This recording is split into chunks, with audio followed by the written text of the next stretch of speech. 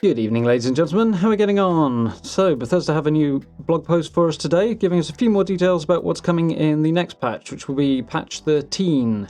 And there's some very, very cool stuff in here. There's a few fixes and adjustments that I think a good few of us have been crying out for over the last few weeks, so those are very, very welcome to see. And yeah, a little surprised to see that it's not patch 12.5. Don't know if that means that they've got more than usual for us, or they're progressing a little quicker with fixing things than you might expect, but hopefully it's a good sign. But for now, let's jump in and take a look at what they've actually got for us in this blog post today. So, upcoming fixes and improvements. We'd like to share a preview of a few of the fixes and improvements we're making based on community reports and feedback in our next update, patch 13. While a given update may not include a fix for every bug reported to us, we remain dedicated to addressing as many issues as we can with each new patch we release. Thank you to everyone who continues to share their feedback and bug reports with us. If you have bug reports or thoughts you would like to send our way, you can share them with us on the Fallout 76 forums, Reddit, Twitter, or by submitting a ticket to customer support.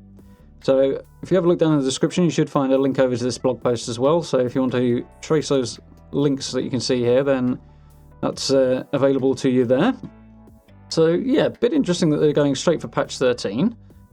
Tone of that opening paragraph makes me think that they've had a lot of bug reports lately, or something of an upswing, which is not surprising. There have been a few recent issues, so the last 6 weeks in particular have been less than ideal, but they do seem determined to crack on with getting these sorted out, which is always welcome and promising. So let's have a look at the specifics, shall we?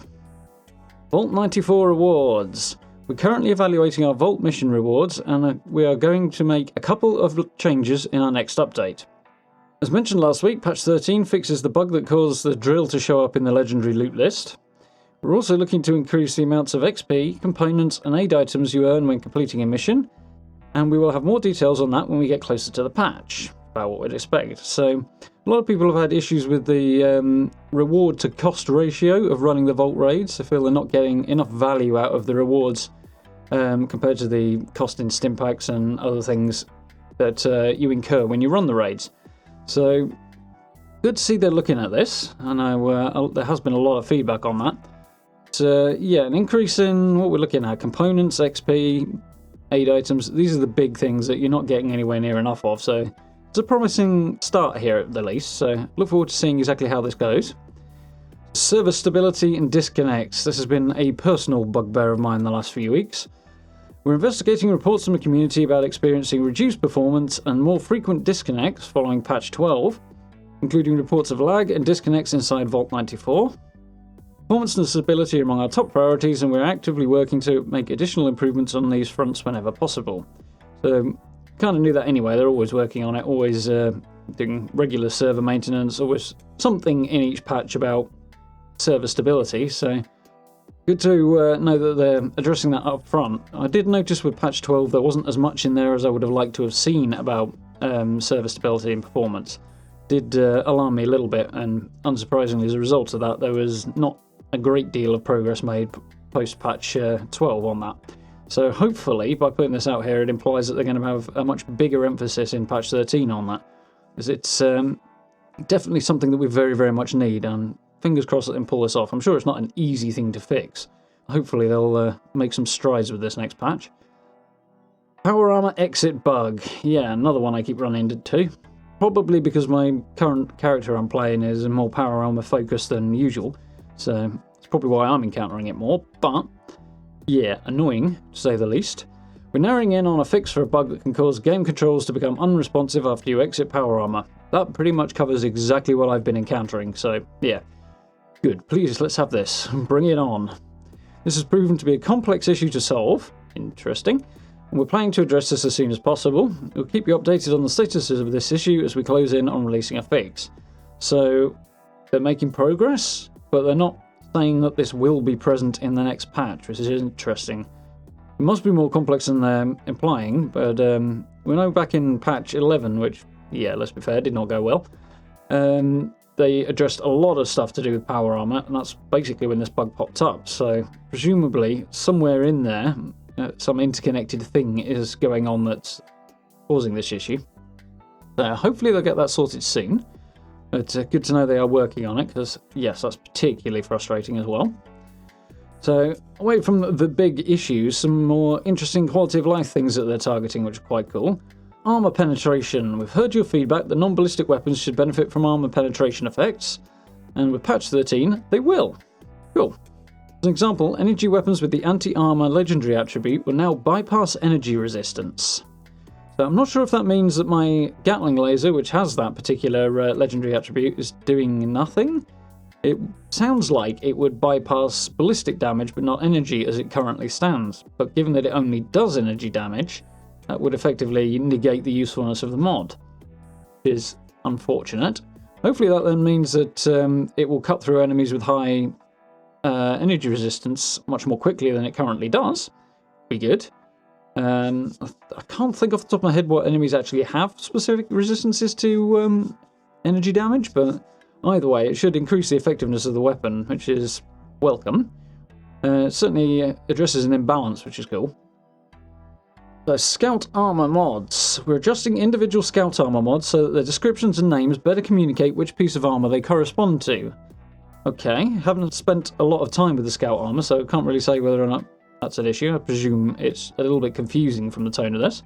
Additionally, we're fixing an issue that prevented you from properly applying these mods to your gear. That is more of an issue, so hopefully the issues surrounding Scout Armour mods will be resolved with this patch. That's cool.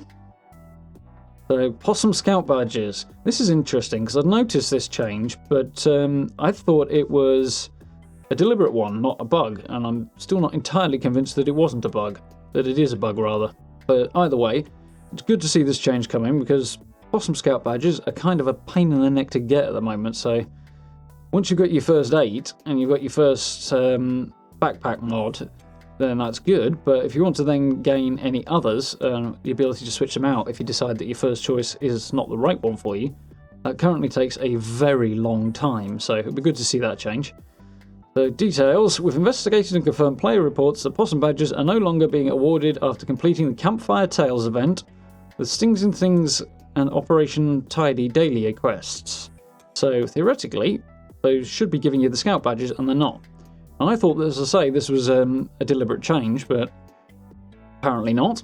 So once patch 13 arrives, you once again have the chance to earn Possum badges each time you complete these activities. Have the chance. So does that just mean it's still going to be a bit of an RNG thing? Which, to be honest, thinking about it, probably should be. Otherwise, people will just farm those, get the badges they need very, very quickly. It will basically make the challenges more worthless. They're worthless now, but they are very time-consuming, so it would remove any incentive to go ahead and tackle those. Especially if you can just go through these 3 events, basically pick up 3 badges a day. So I think that's probably good to have a certain amount of RNG in there, but better than not having them at all, which is definitely an improvement. It'll speed things along a bit, so that's nice. Speaking of things that are nice, wires. No more jumping when you are trying to wire up your base. We're currently planning to address an issue that could prevent you from properly connecting wires between 2 electrical objects in your camp or at workshops. So yeah, particularly on PC, and presumably across consoles as well, the connect wire button and the jump button are the same, and half the time you'll jump and nothing will happen when you're trying to connect a wire, and it's maddening. It's not an all the time issue, but it is extremely irritating, and I'd be very, very happy to see that fixed. Fingers crossed on something else I reported to them, that you can't currently sprint in build mode, which is kind of annoying. Personally, I feel when you switch from build mode to the edit mode, which is tab button on a PC, you should then be able to sprint. Makes intuitive sense, and it just feels like it should work that way. But when you hit the shift key to sprint in edit mode, it immediately switches back to build mode, which is just aggravating. So fingers crossed they'll include that one, but unfortunately not mentioned here. And cross my fingers for a few things like that, but patience is a virtue, I guess. So, interesting one that's not a major issue, but is kind of nice to have. Crops. Crops are going to receive a pair of fixes in our next patch. One that could prevent them from being placed correctly in certain situations. Great. And another that could cause your crops to appear to float when you planted them on uneven terrain. Blackberries are the most obvious example here, but also, well, just about anything, I suppose. Yeah, they do look kind of awful sometimes when they're floating, even if you can place them, which it's kind of a pain that you can't sometimes. So hopefully this will smooth the way when it comes to planting crops, so welcome, I think. And weapon and armor mod counts. So this is an interesting quality of life change. A number of players have asked for a way to see how many mods they have left to unlock for different types of weapons and armor. Good idea, because currently you can keep scrapping things and not see any reward, and you've no idea whether or not that's just the random roll or because you've unlocked them all, particularly the more you've unlocked. So yeah, seeing that you've unlocked X number out of however many is definitely a good idea, so I presume that's what they're going to add. Going forward, weapon and armor workbenches will now show the number of mods you've unlocked so far and the total number of mods for an object. So yeah, seems that's the way they're going to go. So, a little thing, but yeah, I think that's a good idea. It'll certainly lead the road, particularly for newer characters and people who are changing builds. So yeah, good plan. So with patch 13, we're also going to make significant quality of life improvements to the events system based on many pages of feedback that the Fallout 76 community have shared with us previously. We hope you'll join us again to learn more about public events in next week's Inside the Vault. So, next week you should hear more about that, but yeah. The event system definitely needs an overhaul. Clearly Bethesda are aware of this. They also mentioned it at QuakeCon as something that they're working on. They've said they're going to be UI changes and a whole host of other things. Sounds like a good chunk of this is going to come with patch 13. Yeah, not sure about the exact ins and outs. Hopefully it should include some more server-wide notifications for certain events. That'll be good. But there's good ways to get caps and experience and often legendary items as well. Some improvements to that system would certainly improve engagement with it, which is, yeah, a good thing, I think. More things to do, more fun events to complete, and more things to grind and more visibility of things to grind to get those legendary items, which is, yeah, very, very welcome, I think. Speaking of legendary items, new legendary sale event starts today. Awesomeness. Been waiting for this. We knew it was coming. The previous Purveyor sale did very, very well, apparently, so Bethesda had said they were going to redo it. It's started today at 12 PM Eastern Daytime, which will be, 6 PM in the UK, I think? Somewhere around about there. And progressing through till the same time on Tuesday, which is September the 3rd. So a good long weekend, 5 days, for you to jump in, head over to Berkeley Springs and visit the Purveyor and turn your script in, and you should be getting a 25% discount off anything you buy. So yeah, as I say, I was holding on to that one, so looking forward to that. So, some very cool changes and bits and pieces coming in patch 13. Looking forward to seeing more details on what they've got planned for us. Little surprised, as I say, that there's not going to be a patch 12.5, or it doesn't look like there will be. But hopefully that's a good sign for the improvements they're making, and that the next patch will be big, significant improvements. So yeah, I think there's a lot of very, very welcome changes coming that they've notified us of here. So cool. For now, I do hope you guys found that useful and informative. If you did, please do hit those buttons for me. It's very, very much appreciated. Social media links down below as well if you want to catch up with me on Twitter, Instagram or Facebook, and you can find a link to the blog post down in the description as well. And if you're really enjoying the content, please do consider becoming a channel member. Support is hugely, hugely appreciated. You can see all the details via the join button, and we should have our next set of perks coming out in the next couple of days, so that's very, very cool. And yeah, if you haven't already, do catch up with one of the live streamers as well. Make sure you're hitting that bell icon as well, and then you get notified when I go live. We're having quite a lot of fun with Fallout in a minute, and I'm going to try and get back into doing a few other bits and pieces as well on the side, so do watch out for those. But for now, thank you very much for watching. I look forward to speaking to you all very, very soon.